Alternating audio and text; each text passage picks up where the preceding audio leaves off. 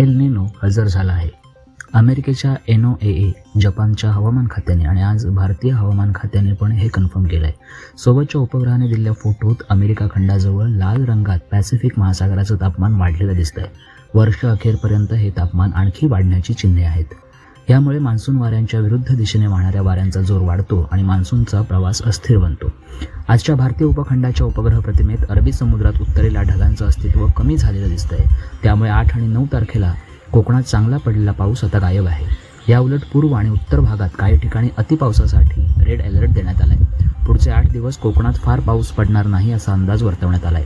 जर हिंदी महासागराच्या पूर्व आणि पश्चिम भागाच्या तापमानातल्या फरकामुळे इंडियन डायपोल स्थिती निर्माण झाली तर काही अंशी एल निनोचा प्रभाव कमी होऊ शकतो. सध्या तरी अशी स्थिती दिसून येत नाही.